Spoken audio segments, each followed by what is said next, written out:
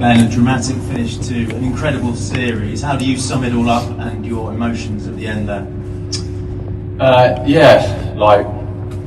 think the series as a whole, even before this game, it was just all 4 games going to 5 days. This one again, and it's been toe to toe pretty much for 25 days. 2 very good teams who have thrown everything at each other, left nothing out there. So I guess from a cricket fan's point of view, you sort of go 2-2 is probably fair. Obviously, we're disappointed now to have not got the result that we wanted to give us a series win. So there's obviously that disappointment, a little bit of frustration there as well from everyone.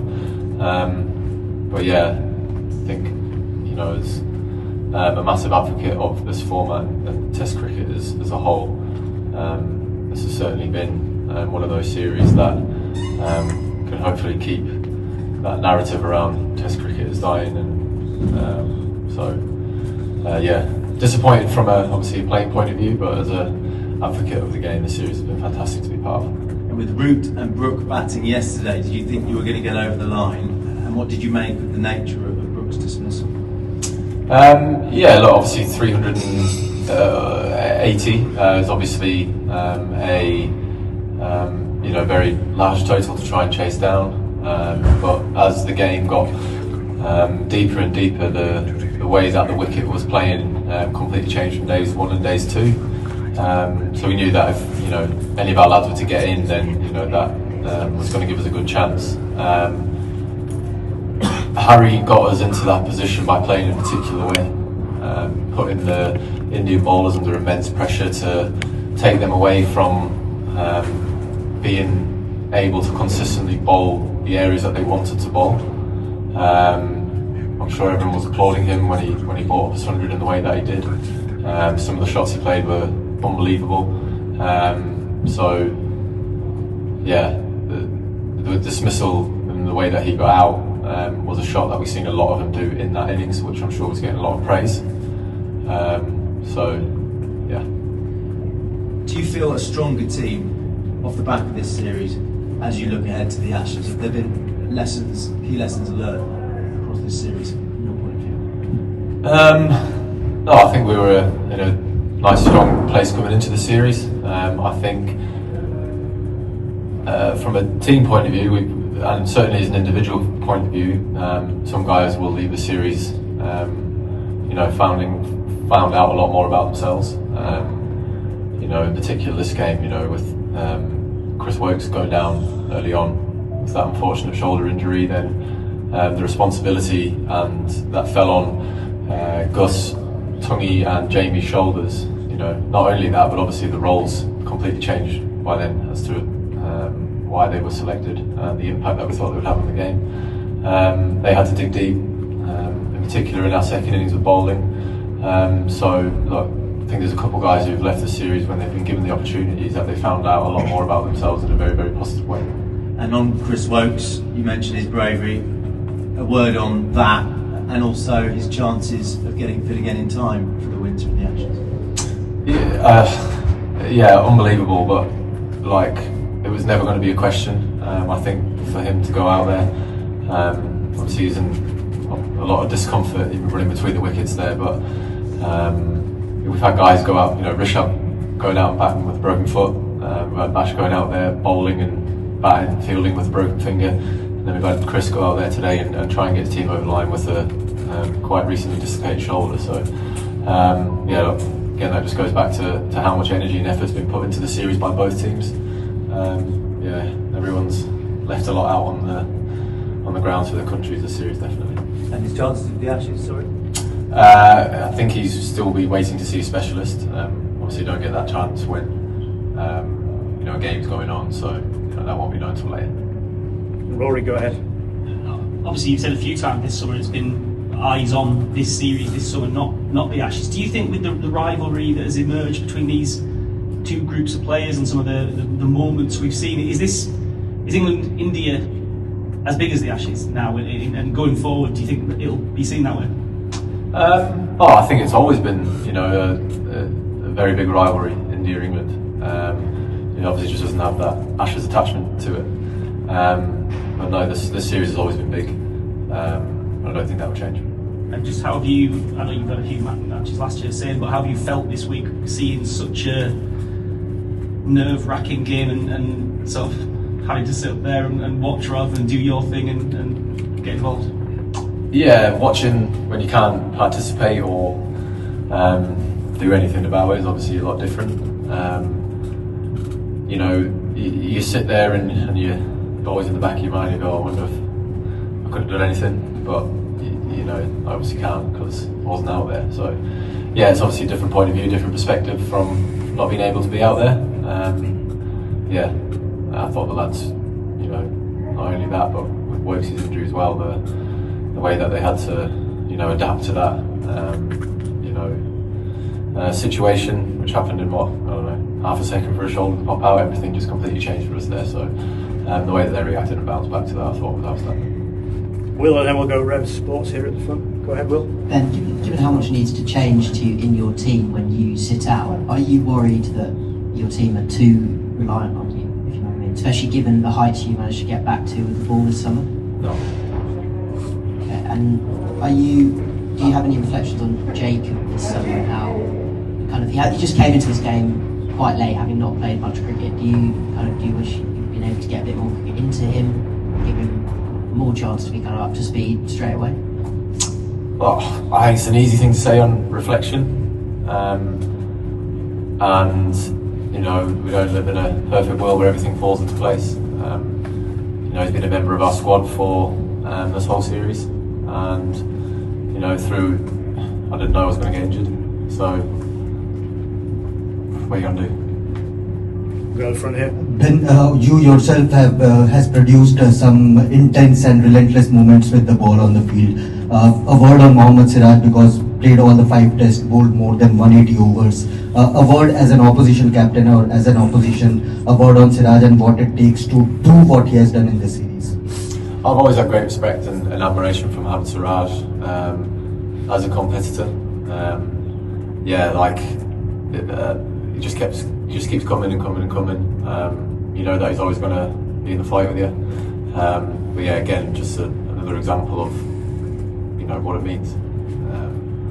And yeah, this game in particular, like, just kept going and going and going, and like, yeah, just, you know, oppositions and all that kind of stuff. I've always had a lot of admiration, respect for the way that Mohammed Siraj goes about his cricket and what he does and how he takes it on. So yeah, like, fair play to him. To our left will go Stefan and then Mel. Go ahead, Stefan. Do you know any further what you'll be doing over the next few weeks? Is it literally just doing nothing to get that shoulder fixed, or is there anything specific you know you have to do to get right for Perth? No, you'll see me knocking about the 100, not in a playing way. I obviously had to make a decision back in January if I was going to participate in the comp, but I had to make that like 3 days after my hamstring surgery when I was sat on a brace on my sofa, so I was like, nah, I'm probably not going to play. But yeah, I said I'd still like to somehow be a part of it, and so yeah, I'll be milling about a bit there. I won't have a notebook or pen like some other people might, but yeah, I said that I would come and give my time to the team then, so I'll be cracking up my rehab and milling about there. Is that just like a supportive role for the Superchargers for Andrew Flintoff and Harry? Yeah, pretty much.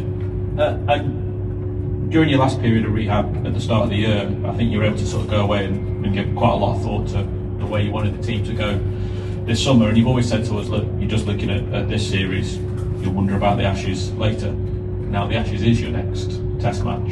In this period, how much thought will you be giving to that, and how easy is it to keep out the outside noise that might be coming from down under? Yeah, look, we've got some lads of the members of this team who've got some other responsibilities to fulfil with the 100 coming up, and then the couple of one-day series we've got before that. For me, obviously, I don't have to concentrate on that.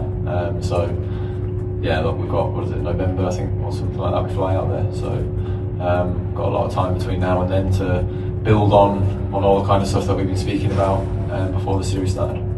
So one each going forward. We'll go Mel, Chris, and Mike. Go ahead. If I've got one, I'm going to sneak in two as I ask it then. Okay. Thank you. First of all, I just wanted to ask, was there any specific conversation or word said between you and Chris Wokes before or after he went out? And the other part is, would you like to see Jacob Ethel batting at number 3 for Warwickshire in the games, bearing in mind the white balls stuff that's coming, but in the championship games? Before Wiz went out, I was in the dressing room, so I didn't get a chance to give him a tap on the back and say go well. But I think, obviously coming off there, it's pretty obvious what would have been said to him there. Just great effort, like unbelievable. He just shrugged his shoulder and was like, I wouldn't do anything else. What was it? About Jacob Ethel, would you like to see him batting at number 3 for Warwickshire in the championship in the remaining rounds? It'd be good to see Beth playing for Warwickshire. Chris, Mike, one each. Dave at the back, and Rebs to finish. Ben, as disappointed you are not to go over the line today, I guess you must be immensely proud of the players for getting back into this test against all the odds. Just wondered how you felt the character shown by the team this week will stand you in good stead for Australia. How do you see that? And going back to the Wokes injury, I know that it looks like, we're only bowled it down, but when you look into it deeper, the role of in particular Tungi and Jamie changed from that point onwards. The way in which they would have been used changed, but they took that responsibility on without adding pressure to themselves. I think they did that in a way of probably pride, actually, that one of the boys has gone down and we're going to have to take up that workload, which I think some people would probably shy away from that, be a bit worried about what that means for them. But obviously with how that wicket played, it was evident from both teams of how much seam was bowled that was going to be the threat. So the workload that those guys had to go through to make up for the unfortunate injury to Wokesy, I thought they did an exceptional job. Showed a lot of courage, showed a lot of heart, and just kept coming in. They can be incredibly proud of the way that they threw themselves into that, and in particular when the fact that quite a lot had changed for the roles that they were selected for. Mike. Ben, as an attack, you were detained in the field for more than 1,000 overs over the series. Are you confident you'll have just a little bit more cutting edge in the Ashes? Because it's a great credit to you that the bowlers kept running in, as you say, but 1,000 overs is a lot of work. Good teams bowl a lot. Better teams bowl a bit less, don't they? Well, right. And can I just ask about 6 drop catches in the match, or in one innings, in fact? Ultimately, was that perhaps the most costly factor over the 5 days when you look at the ebb and flow? Yeah, I think you can always look back on 6 chances is obviously a lot, and if we do take those, maybe we're chasing, probably would be chasing something smaller than that.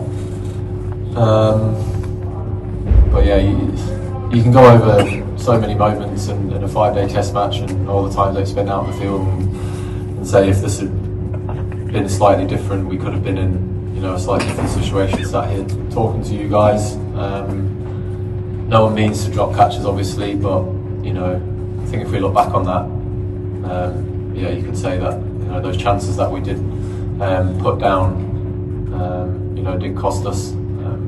But back to Headingley, when we chased down those runs, India dropped quite a few chances of us, and that probably contributed towards us winning. Maybe if we did hold on to those chances, things could have been a little bit different. But no one means to drop catches. Drop catches as part of the game.